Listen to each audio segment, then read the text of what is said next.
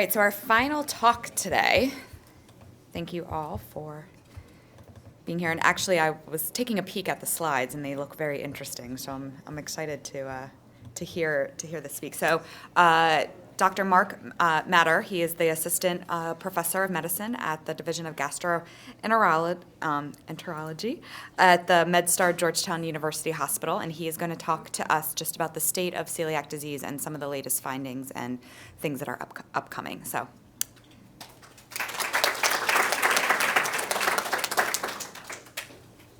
All right, thank you everyone for coming. Thank you for having me. I guess I'm the last one between you and lunch, so I'll try to be succinct. So we know Dr. Snyder reviewed sort of how to diagnose celiac and the pathophysiology and what causes it and the treatments available, mainly gluten-free diet. But then we'll get into some other things, mainly related to adults with GI. That's what I treat. But some of these things obviously can be extrapolated to peds. So the objective this morning, new findings in other organs affected by celiac. So I won't show you that bad slide, but I do have another bad slide that I can show you. Is gluten-free diet enough, sort of alluded to by Dr. Snyder? Some latest developments in medical therapy for celiac disease that are being studied in adults, and appropriate follow-up in celiac, including biopsies.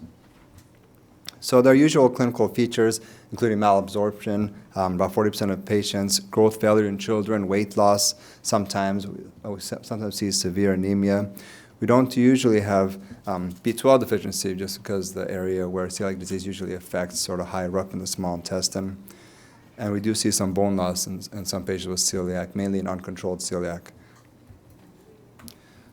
There's some other forms of subclinical disease in celiac where patients may not necessarily feel or get diagnosed early enough with these sort of subtle changes in their how they feel really. So a very mild form could be largely undetected. There's mild and nonspecific symptoms, fatigue, borderline iron deficiency that may go under or undiagnosed. Otherwise unexplained elevations of liver enzymes. That's something we deal with in gastroenterology a lot, where we see abnormal liver enzymes, and then we have to think about checking the celiac disease panel. And there's also some other organs involved, dental, enamel defects, aptus also. You get these ulcers in your mouth sometimes. And otherwise, some patients with celiac disease are asymptomatic. But it is important to diagnose, mainly for nutritional deficiencies that are associated with celiac disease. There is association with celiac with low birth weight infants and affected mothers. Other autoimmune disorders are associated with this, and as mentioned earlier, if it's left untreated with good gluten-free diet, there is a risk of malignancy higher than the general population. So what about other organs that we don't think about too much? So this was on the left lower side of Dr. Snyder's busy slide. So neurological complications. So 8 to 10% of patients with celiac have at least one neurological condition. This involves sort of imbalance or ataxia, depression, anxiety, epilepsy, migraines, headaches, and what's called peripheral neuropathy, sometimes that we see in patients with severe diabetes. And there's also other ones like ADHD, developmental delays, hypotonia or decreased tone in their muscles, and chronic headaches have also been reported. More recently, this was just reported this year, there are other neurological associations also that we're finding. So this was a study this is between Columbia University and Sweden, a group in Sweden, of looking at 28,000 patients with celiac. And celiac was associated with 2.5 times risk of these neuropathies or neurological issues. Chronic inflammatory demyelinating neuropathy, these are just complicated words for some of these neurological issues. Autoimmune neuropathy, kind of like we see in diabetes. And some other thing called mononeuritis multiplex.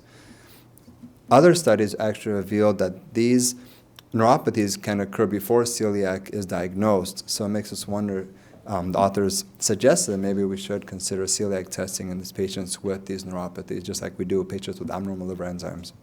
So the treatment, briefly going from the top clockwise, obviously gluten-free diet, identify and treat nutritional deficiencies. It is a multidisciplinary approach. We were talking about the psychology earlier. Advocacy groups, obviously groups like this are actually very beneficial, as you're all experiencing, and dietitian involvement. So is gluten-free diet enough, sort of Dr. Snyder was alluding to? So there was a study looking at, actually this was by Alvin Pharma, is something called the Celiac study. So they utilized celiac disease symptom diary, looking at these patients for diarrhea, constipation, pain, so the typical symptoms of celiac, bloating, nausea, and fatigue. And they used this scale, some of you may be familiar, maybe not, villus height to crypt depth. So pretty much in the pathophysiology of celiac disease, you want the villi to be long. So when they're shorter, you get a lower number. So a high number is bad. A low number is bad. So you want over 2 is really the best you can get for this range. So low is just sort of flattened villi. You do not want that. So patients with moderate to severe symptoms had upper endoscopy or EGD with biopsies in the study. And then, so out of all this, you had 317 patients who have been on gluten-free diet for more than or equal to 1 year, combining Colombia's experience with Sweden. And the celiac serologies were negative in 75% of these patients at baseline. So what's interesting is 70 to 75% of these patients had sort of the histology that sort of flattened villi, so this low number. And these are patients who have been on gluten-free diet, which is interesting. And I reported at least one severe symptom from this severity index that they used. 50% of the patients biopsied had histologic findings equivalent to Marsh 3, or pretty severe classification of their histology or the biopsy results after about 5.5 years on gluten-free diet. So, there's a discordance also that they noticed between the histology of the biopsy results and the antibodies that Dr. Snyder was talking about. So it's not as straightforward as we really used to think, and treatment may need to go beyond just treating for the serologies to become normal or treating for the symptoms to become normal, but may need even more than gluten-free diet. And some patients may need extra help with medications. So this brings us to my bad slide. And if you look, the main, section will be on the left side to focus on mode of action. That's really sort of the pathophysiology areas that we're really looking to target. So there's some enzymes, there's vaccinations, there's other funny ones, cytokines, different things that are involved in this whole celiac cascade from the beginning to end, like Dr. Snyder's slide sort of showed in the diagram. And we'll talk about just touch on a few of these, sort of the making the headlines. So why are the future therapies? Because there are greater awareness and more patients are being diagnosed with celiac disease. And one of the examples is something called zonulin, receptor antagonist. So zonulin is a signaling protein that opens tight junction. I'll show you what that means.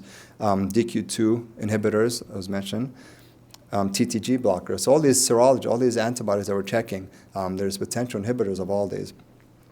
So one of them we'll touch upon even more specifically is called larazotide, which is a tight junction regulator.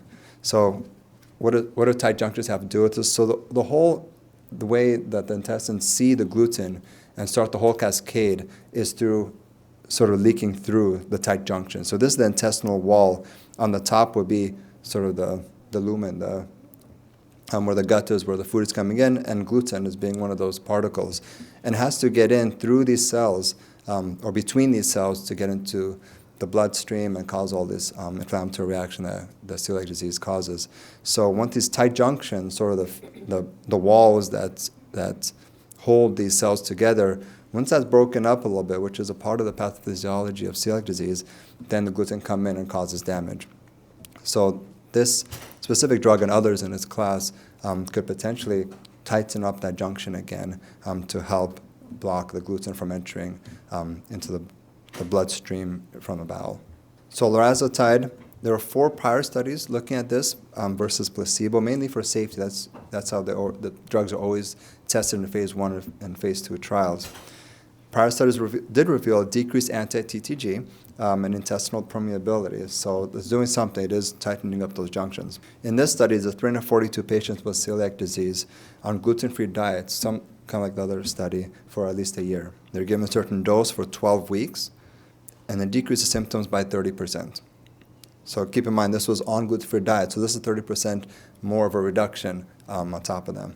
50% of them had a reduction of weekly average abdominal pain. That was one of the main endpoints. And there was a higher dose, really had no difference versus placebo, which is kind of interesting. But the lower doses did.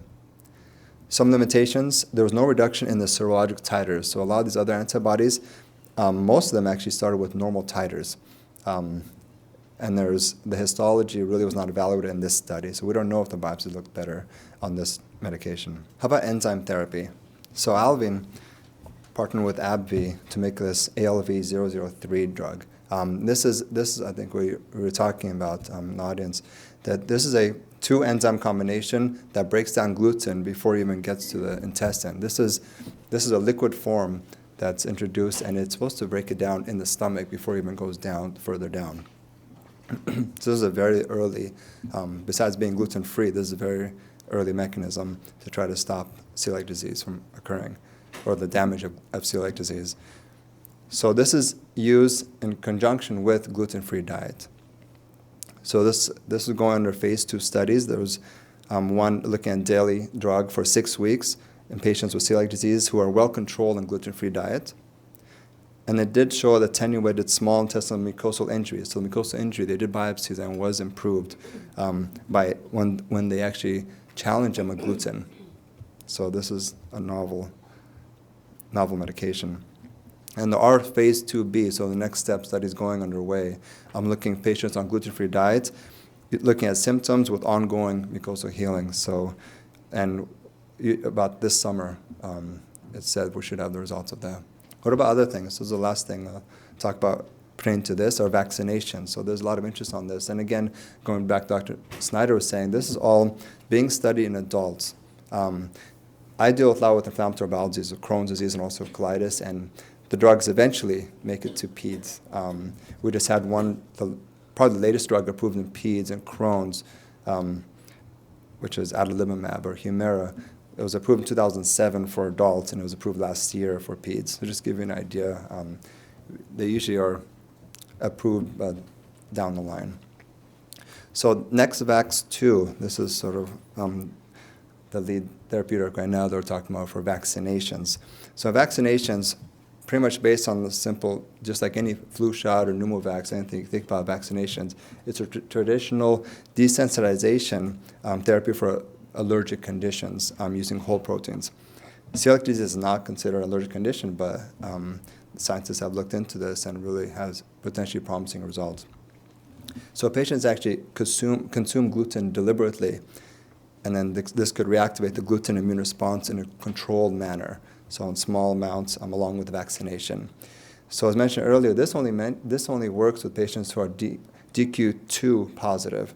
The good thing is 90% of patients with celiac tend to be positive, so this could work for the majority of patients with celiac. So it's currently in trials testing the immune tolerance to gluten and protection of the intestine from the damaging effects of gluten.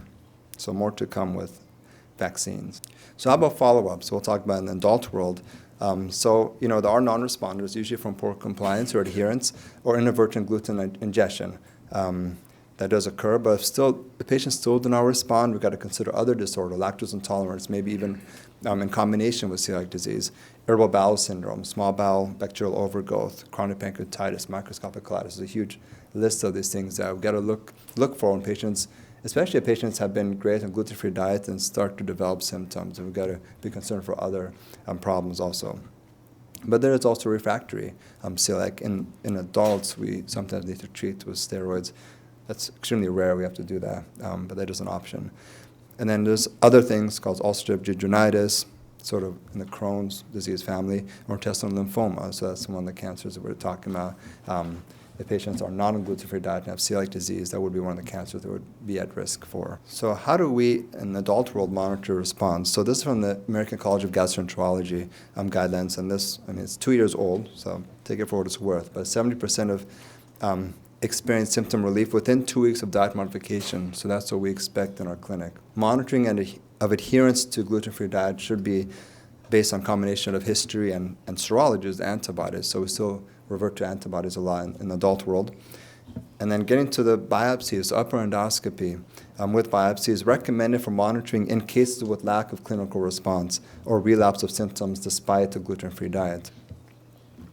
With that said, as Dr. Snyder alluded to, in adults, we do tend to recheck and confirm that there is sort of mucosal healing. And again, this we kind of do this in Crohn's disease also, where we check for not just the patient feeling better on gluten-free diet, but we actually want the biopsies to normalize or get as close to normal as possible. So we actually do check 1 year afterwards in the general adult GI world. Again, the guidelines, as you see, are not as specific to that, but we do that. And then usually, if a patient is doing great symptomatically, we do check serologies probably annually, and then biopsies after that, we may not ever check, or we'll check every 3 to 5 years. So that's the usual sort of consensus in the adult GI world. So key points. So celiac disease presents in many different GI and non-GI manifestations, as you all know and probably experienced. About 70% of patients with celiac on gluten-free diet still have symptoms at some point. So there's room there for pharmacological intervention potentially. New therapies, including enzymes, tight junction mediators, and vaccines, are being studied in adults. And there's individualized approach to celiac monitoring. It's not that straightforward in terms of monitoring. And thank you.